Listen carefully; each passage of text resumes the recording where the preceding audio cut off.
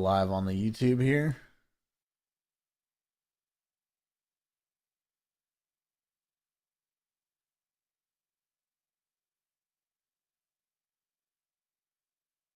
On the YouTube here.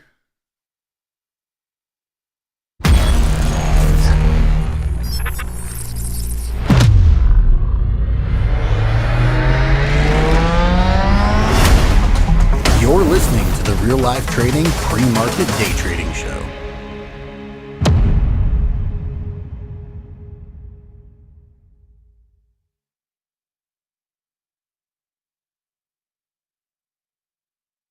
All right, what's up, YouTube?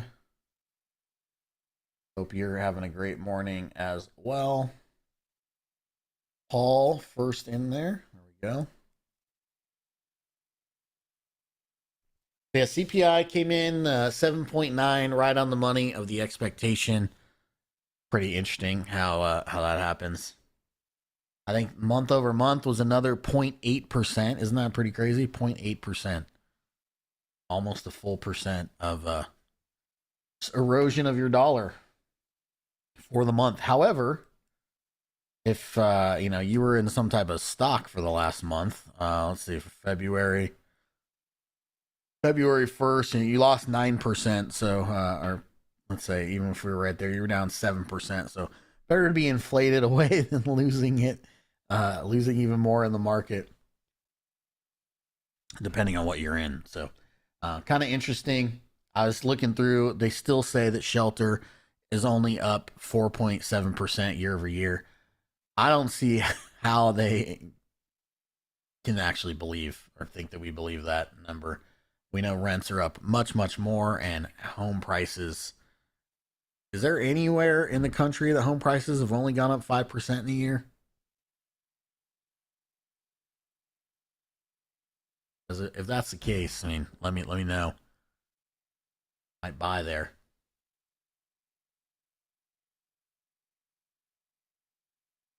So initially, we got a little bit of a spike that was gone within like 15 minutes.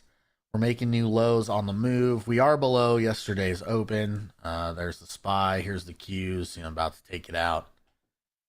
Big news yesterday. Amazon. If I would have noticed this like right as it was happening, I probably would have sold all of my Amazon shares. But I didn't notice it till like over here somewhere. Yeah, it was after 4 for sure. So there is a split on Amazon, 20 for 1, which, that's still kind of cool. They are going to do a $10 billion buyback. It's just, this is not the market when Apple and Tesla split and then just like ran to the moon. This is not the same market. So that's not going to happen. So kind of look at Google. Now, granted, Google's with earnings when they crushed it, but buying up here was not the way. If you were waiting for this pullback, even if you waited till here, like at least you got a little bit better of a deal. So I would wait for Amazon to pull back, which it looks like it's doing a little bit. It probably fills this gap at some point, and or if you want to just scale into some shares if you want them pre-split, that's totally cool too. So if you have 5 shares and you can get 100, and then you can sell calls or buy puts and all that fun stuff. You don't have to resort to the tactics. When is the split date? You know what? I actually don't. I don't know. Let me see if I can look that up.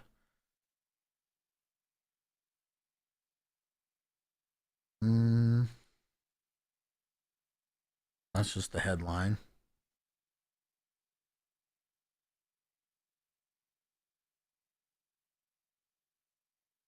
Amazon board. Let's see. May 25th is the shareholder meeting. So they actually still have to board the stock split and the share increase. Yeah, so shareholders actually still need to approve it. That's on the 25th, so it'll be after that. The 27th, it looks like.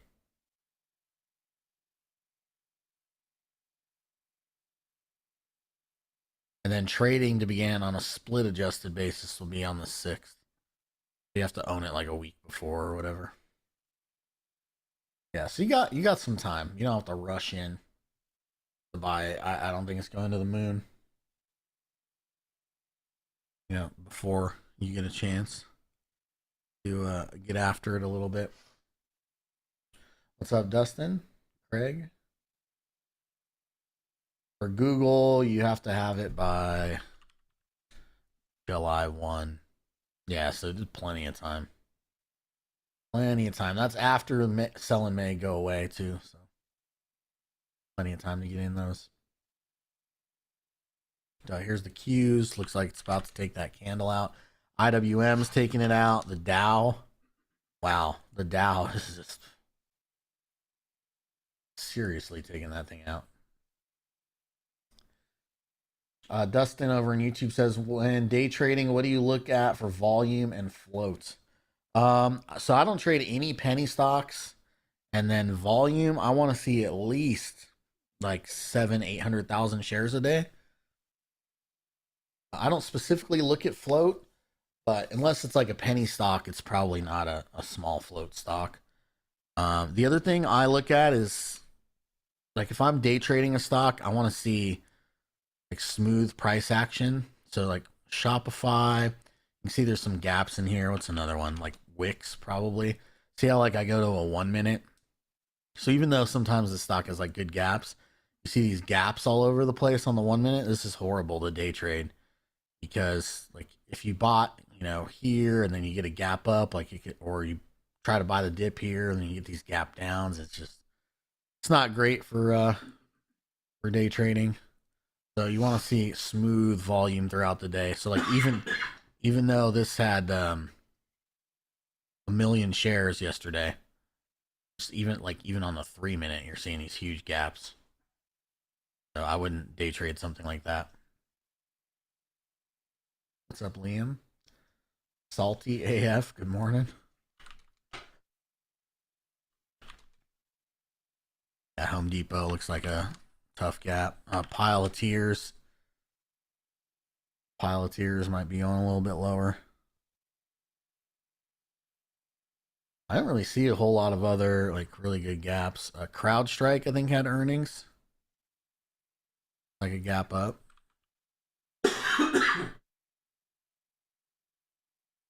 Sorry, my friend's dying over here. Sorry. CrowdStrike, good gap up into resistance though. So I think it probably fades a little bit.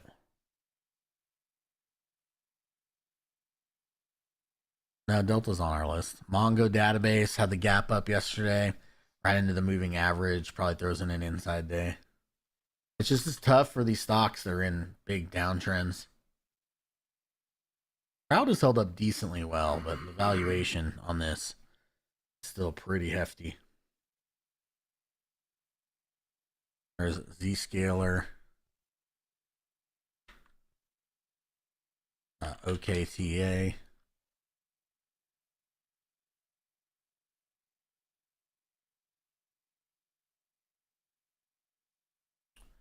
What are some others?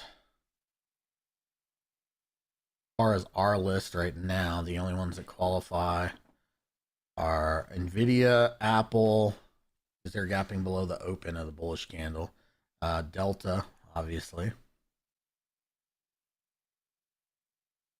I mean, the airlines is such a horrible business to be in. Airlines, like, really hard for these guys to make money, and then you're just subject to all this geopolitical fuel craziness.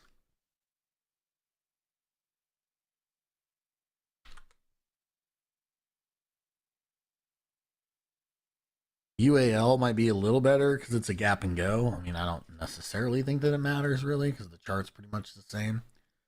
But United be a little bit better. Speaking of shop, it's in the middle. Square. Square's trying to hold PayPal, aka Payenemy.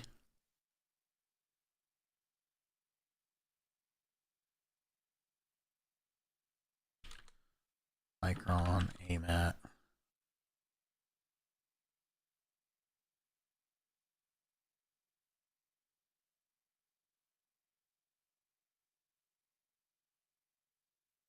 Let's see. Plug Microsoft Uber. Oh, it's not really clearing that low. Microsoft. Uber, pretty beat down. Another company, I just think they're never going to make money. The giant dumpster fire of cash. Dash, CCL.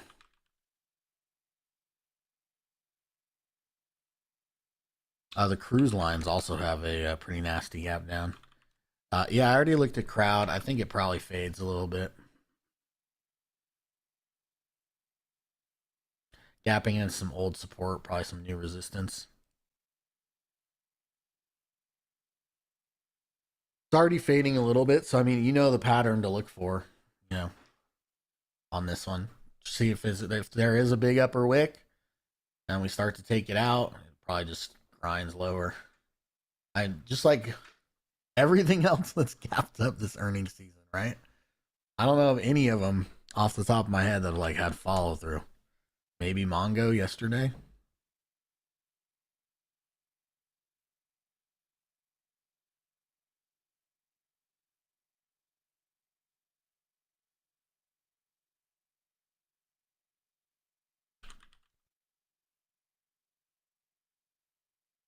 3 days in a row, by the way. Kathy Wood, I think she's running out of money. 3 days in a row, no buys from ARKK. She's bought nothing in the last 3 days. Maybe she's switching up the strategy. No more buying into ginormous downtrends.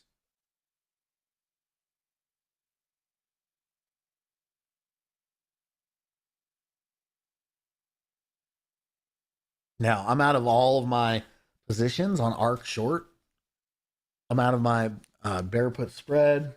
I'm out of my just longer puts. I closed them on 8th. Was that Tuesday?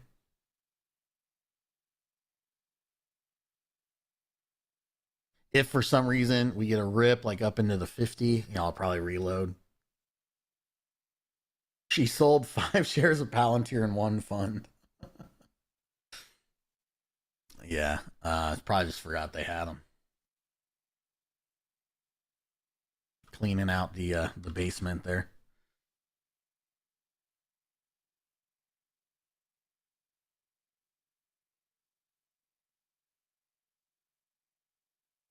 What else? What about some of the Chinese names? Baba. Nope. I don't know when people keep asking me, is Baba a buy yet? I mean, I just have to go with no. If I had been accumulating Baba over here, once we broke down, like I would have been out.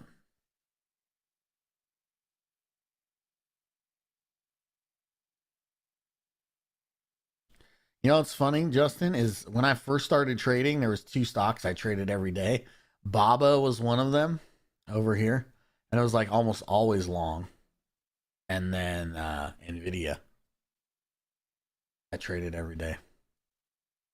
Yep, for day trades.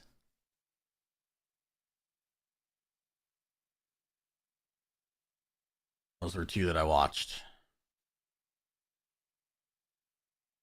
But yeah, Baba just looks like a slow. Oh, look at JD. JD.com. Hi, I'm JD, and I'm gapping below a massive pivot point.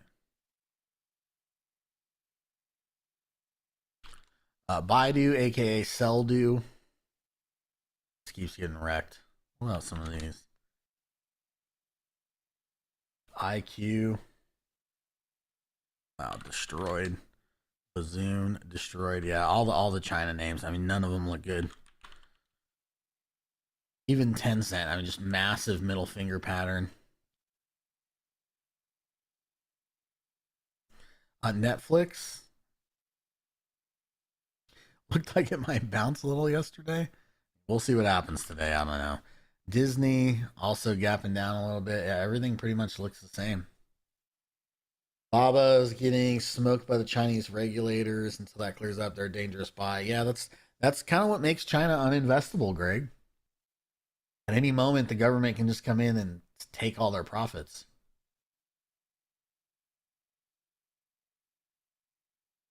But realistically, it's like there's been some ups and downs you could have played, but overall, China's been dead money.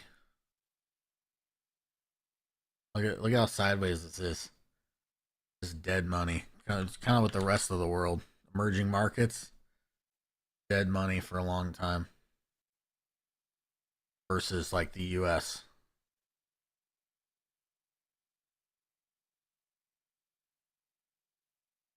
So, as they would say in the crypto world, I'm a US maxi.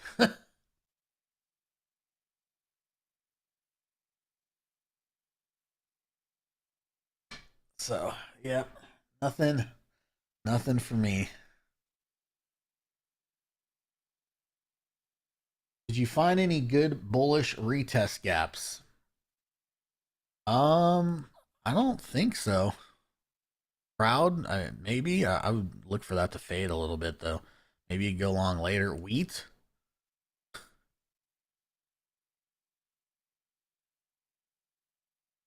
There's not a lot of good bullish gaps today. We're back to like energy up, everything else down. Alcoa. Let's go take a look at Alcoa. Yeah, this is done sometime. Oh, that's a gap and go technically. BEKE, isn't this another Chinese tech name? Yep, going lower. I think this was a Kathy Wood special as well. Yeah. If you're wanting to go short, Albert, I mean, maybe shorted on a little bit of a retest. It is down 17%, but this stuff is just straight up 2000 tech bubble implosion. Most of these stocks are just never going to come back. That just look like this.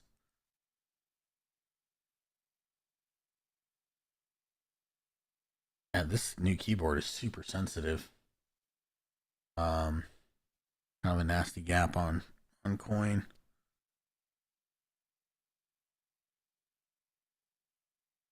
The cruise lines look like some pretty nasty gaps. I think in the boating world they call this sinking.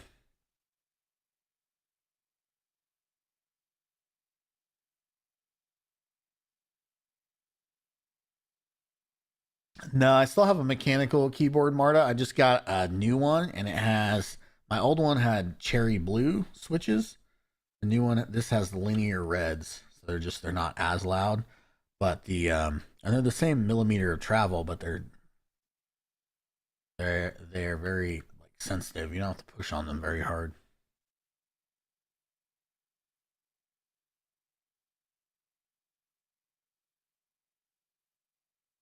I got the Steel Series A7. They light up when you type on them, like there's like a splash effect of RGB wherever you type from. Yeah, it's kind of cool. Cisco. Let's look at this one. Need a green one when we. I can change the colors that it does. Yep, wrote that off too. Wrote it off against my trading. Oh, Cisco. Yeah, there's Qualcomm. There's not a lot that just looks very good today. I mean, maybe we're gonna hold and bounce right here. We're kind of at this key area.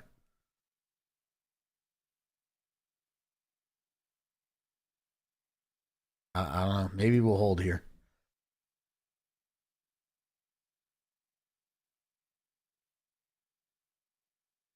John says got those gamer switches. Yep. Good morning. Nick says, first time. Seems like oil's not as bad as we first thought. I still think oil could end up with another surge. I mean, you had this like really aggressive move. You got a nice pullback. You could have some follow through on some of these. I would try to see if you can get like one or two consolidation days. But these things, they could definitely go again. I think Ricky had a nice trade on BP.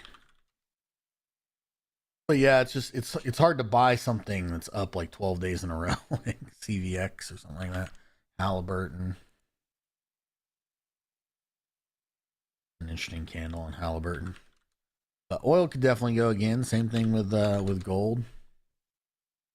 I did sell that covered call like perfect timing and exit that swing trade. But if we get a little consolidation, it could go again. I mean, this is technically a 10 EMA trigger.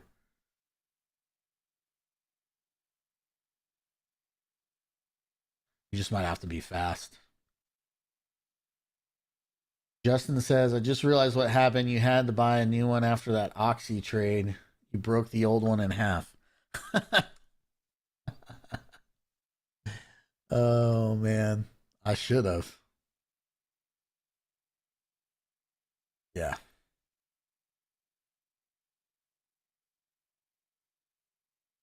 Eddie says, I'm hungry. What did you eat for breakfast? I made a bagel, sausage, and cheese breakfast sandwich. And I'm drinking a iced vanilla latte, handcrafted myself.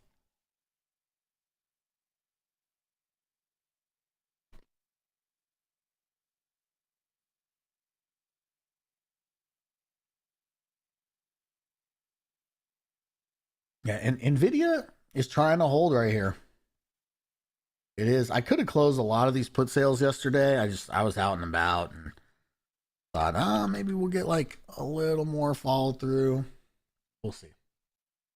You're new to commodities, not sure how their momentum differs from equities. Once they get going, I mean, they can really get going. The markets are like relatively thin compared to a lot of like, look at wheat, you know, I mean, I'm not saying buy this now, but damn, this thing's up like 50%. Corn was also going pretty wild.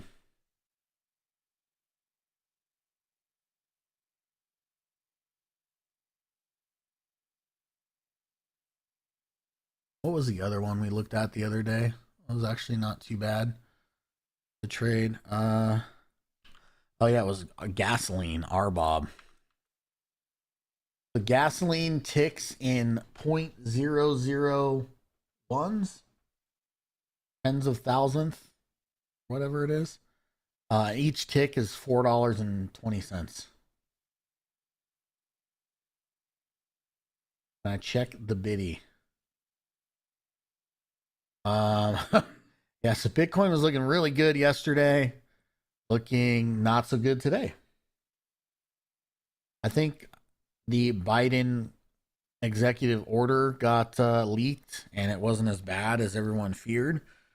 But crypto is a risk asset, and risk assets are selling off today. Yesterday they were getting bought up, so it's like gonna follow tech trade basically is what it's gonna do. I still think Bitcoin makes a new low below 30,000, flips people out, and bounces. Like we come into, I don't know, 28 or something. People freak out, capitulate, and it bounces. RLX penny stock looks horrible. Looks like a double black diamond ski slope to zero. I'd probably stay away from that one, Ricky Bobby. This thing needs a lot more shake and bake.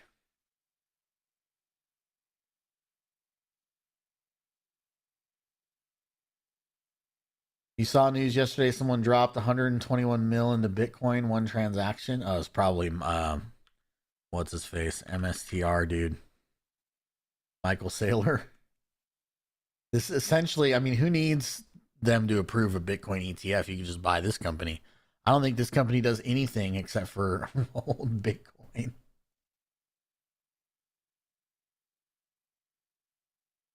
I like Bitcoin too, don't get me wrong, but I'm not like laser eyes. Like, oh, Bitcoin will fix everything.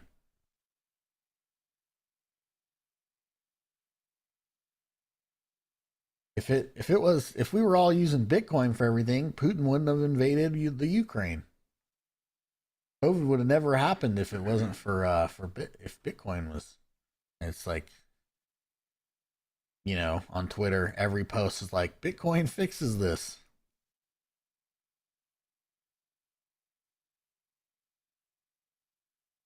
Yeah, just buy a little bit of the ones you like and then just hold it.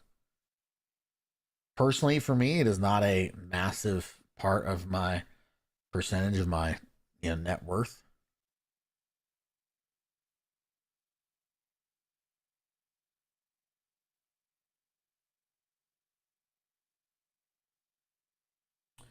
Was there news on China stocks? Not that I know of.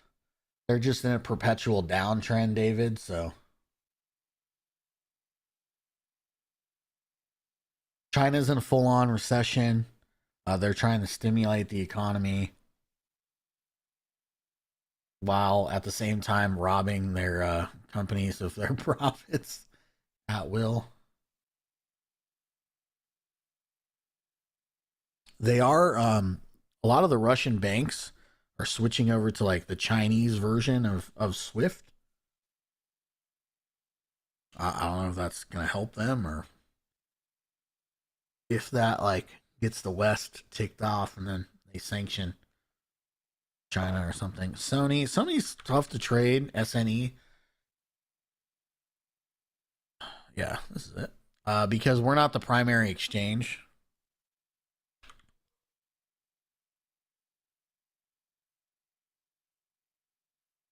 Probably have to look at like this OTC, right? No, we're not the primary exchange to really trade Sony, so it's tougher to trade unless you're on the. Is it the Nikkei or is it the Korean exchange? I can't remember. What's up, Matt? All right, let's look at our six that we're trading right now. So Delta qualifies, Nvidia does not yet, Apple does, AMD does not, Tesla does not. Yeah. Yeah, so at the open, we only got Delta and Apple. Where's those Apple long terms? 200.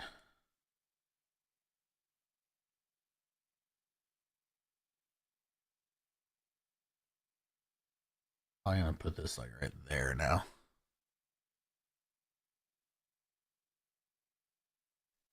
Goldman Sachs.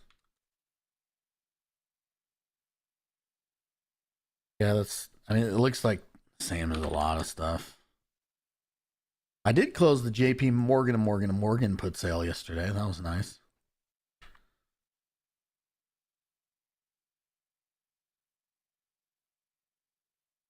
BABA, at least part of it is traded on the NYSE. I mean, it's a VIE, so it's not actually BABA, but whereas yeah, Sony's there's almost nothing on Sony. So right now that pre-market low is holding on some of these. We'll see if we're able to do that. How does Apple qualify? Because it is opening. It is a bull candle opening below the open of yesterday.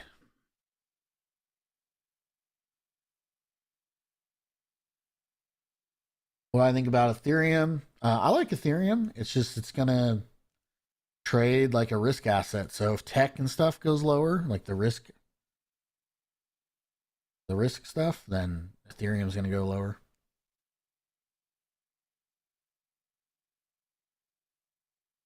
I would like Ethereum to come break 1700 again, freak people out, and then bounce. Oh, there we go. All right, YouTube, nice chatting with you. Good luck out there today. Check us out at reallifetrading.com, and we'll see you next week.